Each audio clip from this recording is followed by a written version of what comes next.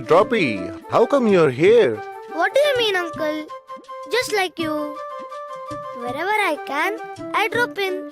If I find a place, I stay. If there's a slope, I run down. And if there's a space, I seep in. Very smart. You know almost everything. Not really. I still have a doubt about where we come from. Who was your father, grandfather, and all that? What's the big deal in that? That's simple. My dad was a drop too. My dad and his friends came from the clouds and fell onto the earth. While going through the waterways, some of them seeped into the farms. My dad didn't stop anywhere. He kept running and went and met a river. He went all the way to the sea. Going into the sea water, he merged into the sea. Then the sun worked its magic and turned the water into vapor, and he created some wonderful clouds. Drops formed here and there. I was one of them too. We couldn't handle the cold mountain air. We jumped off as soon as possible, and that's how we're here. But uncle, this goes on and on. Water cycle or something they call it. Clouds, rain, river, ocean, and then again clouds, rain, river. But how did it start in the first place? Oh, you want to know that? Okay, that is a long story, young man. Sun is the creator of all planets, including Earth. Earth was a ball of fire, just like the sun. 28,000 million years ago, Earth started to cool down, and it took another million years to form different layers. The Earth's magnetic forces came into action and pulled the gases from the space and formed the atmosphere. Similarly, water vapor in the atmosphere condensed to become water. You mean we were born before the life came into existence on the earth, right? Of course, air was around, sun in the sky, and we were here. That's how life was created on earth. These humans think they are very smart, but they can't even make water. They have to manage with just whatever water they get.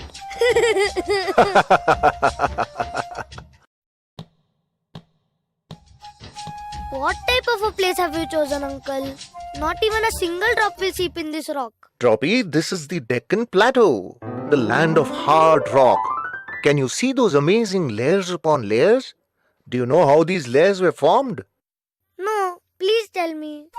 Once upon a time, America, Australia, India were one continent, and these continents slowly moved apart. India moved and came to stay at the south of China. The continents were drifting slowly as there were lots of disturbances in the Earth's core. Molten rock, ash, and gases were released. The fissures were active everywhere. The lava that erupted spread all over the land. Mountains, rivers, ditches, and lakes got burned underneath the layers of lava. At some places, it locked gases underneath, and at some places, cracks developed. Sun, rain, wind were also active. Different types of layers in soil were formed. Some were porous, while others were not. The volcanoes erupted intermittently and laid another layer of lava on the earth. This process repeated for many million years, and this is how the amazing Deccan Plateau was formed. Oh God, it must be hard to find our roots in these layers. Man still hasn't found the complete solution to the puzzle of groundwater in these layers. Under the massive rocks, there is fracturing and jointing, and we can run easily through these cracks. We run from places with high pressure to low pressure, and higher gradient to lower gradient as well. We can go much deeper if possible. This is so simple for us. But this complete situation is so confusing to the humans because they can't see what happens beneath the surface. The human beings are just sitting on the top looking at their own fields. Look over there, uncle. That is Sopan's house, his farm and his well. He thinks because he owns the land, he owns the water beneath too. But the neighboring well is of Rambaul. Then there's Patil's and the village head's well too. All of them think the water in the wells is their own. But is it actually like that? Wait. Let's take an X-ray photo of the ground. See the different owners and wells on the top? But they have the same groundwater storage. Under the surface, there's a layer of rock which stores the water together. This is called an aquifer. It is the groundwater reservoir that supplies water to these wells. All those wells and the aquifer are connected through channels like fractures or joints. Oh no! Sopan is pumping lots of water from his well, and the level of water in Patil's well is reducing. That's inevitable, Droppy. It's like lots of straws sucking from the same cold drink bottle. Now, Patil will deepen his well, and Rambau will follow him. And the village head. He will be leading them. He will dig a borewell, and more wells will follow. Oh no! The groundwater is not increasing. They are just pumping water endlessly.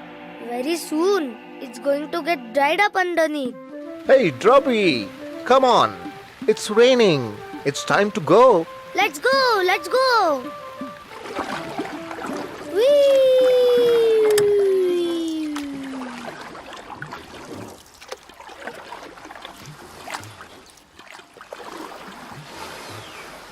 Uncle, where are we now?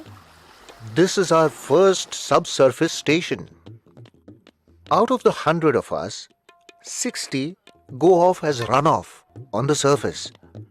30 get evaporated, and hardly 10 seep in here. Those 10 reach this first station. This is the water you see in open wells. It looks like going down further will be difficult. Correct. Very little water reaches there. That reservoir takes decades to fill.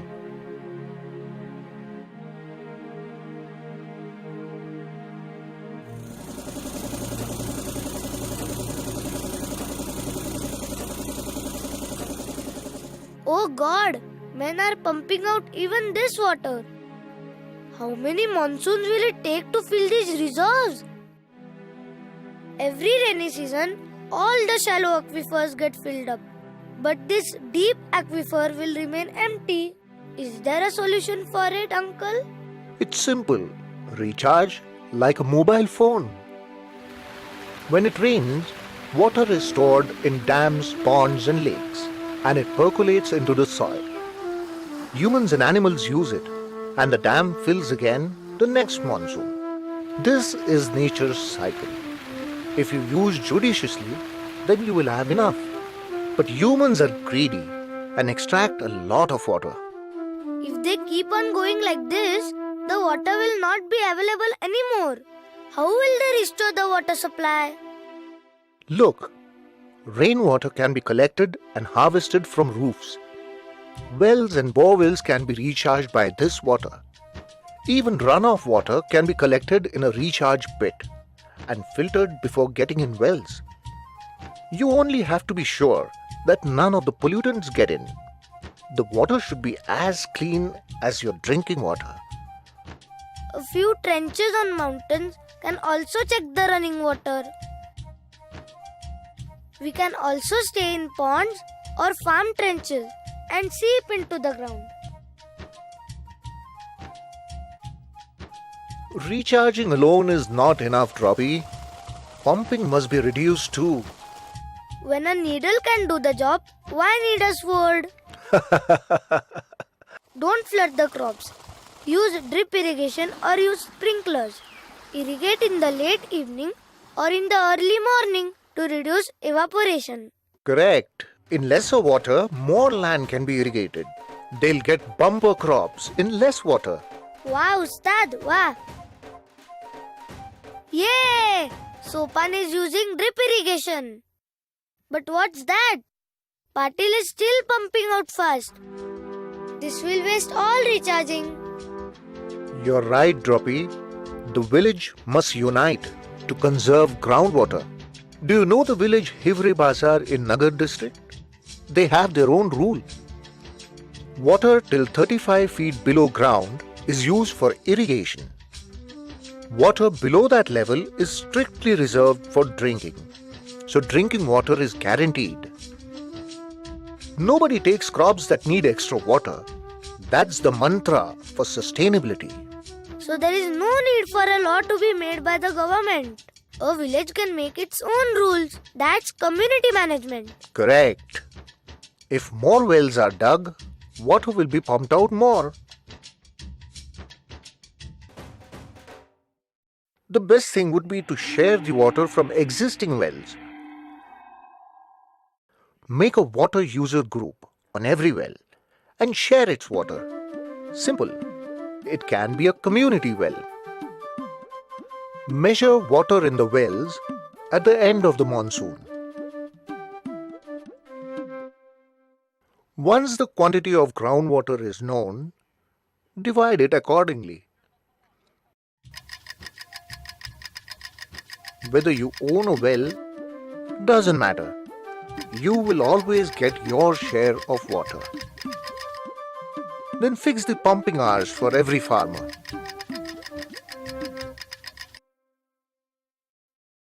No hijacking of water, no competition of digging wells deeper, no sabotage, no tension. If water is assured, harvest is also guaranteed. We are a blessing of the sun, wind, and the earth. Man may land on the moon, invent huge machines, but he can't create water. He can only have as much water as nature gives him. Well, folks, you may be very smart, but the rains are not in your control. Whatever water you have, use it judiciously. Our cycle is unending, but you should maintain your cycle. Conserve this wealth for your children. Take care and remember, every drop counts. A drop saved is a drop created.